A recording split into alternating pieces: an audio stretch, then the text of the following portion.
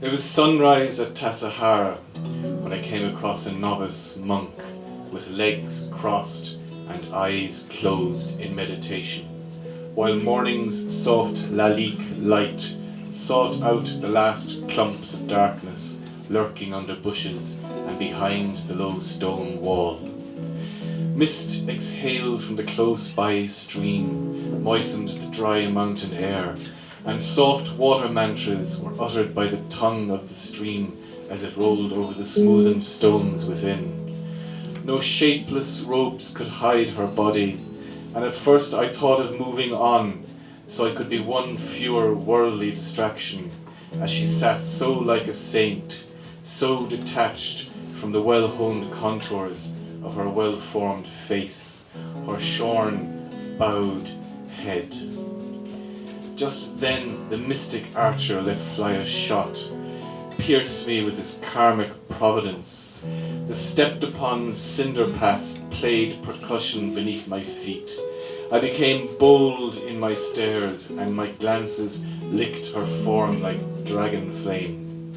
Was it pride or nonchalance, or the stern command of a Shuso, which had her squatting here all alone, prominent on display in all her Buddhist chic, here by the hot badlands of the weekender tourist trail, between cabins and sulphurous springs, where wretched such as I passed frequently, sometimes open to redemption, but more often mindful of the mysterious charms of the Bulgar pilafs and jicama salads, the hot plunges and hike trails through the wilderness.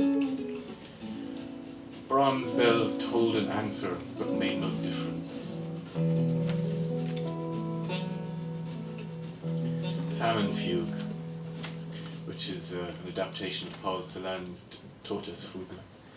Reagan's administration declared at the United Nations in 1982, food aid is our most powerful weapon. This is at the height of the Ethiopian famine, of course. Parched earth of daybreak, we eat you at sundown, we eat you at noon. In the morning we eat you, at night we eat you, and we eat you. We eat a grave in the dust beds, there one lies all dried.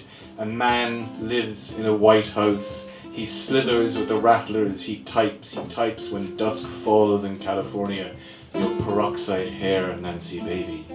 He types it and steps out of doors, he swings in a helicopter up to the stars, he swings his multinationals out, he whistles his black boys out in the dust and has them scrape for a grave. He commands them, boogie on down, brothers.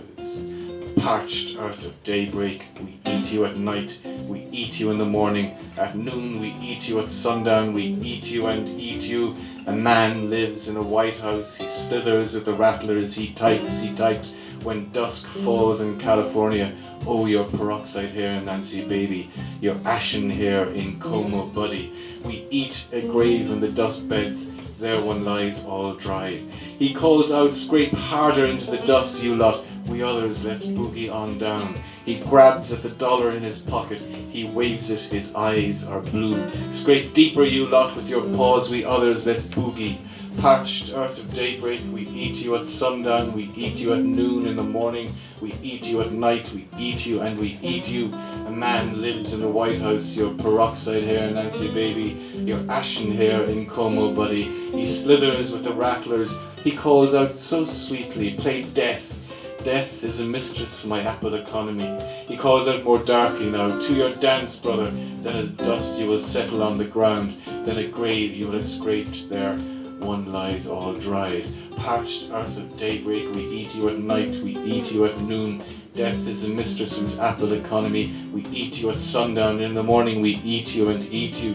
Death is a mistress whose apple economy. Your eyes are cool, she strikes you with leaden promises, her aim is untruth. A man lives in a White House, your peroxide hair, Nancy baby. He sets his multinationals on us and grants us a grave in the dust. He slithers among the rattlers and daydreams. Death is a mistress in his apple economy. Your peroxide hair, Nancy baby. Your ashen hair in Como buddy.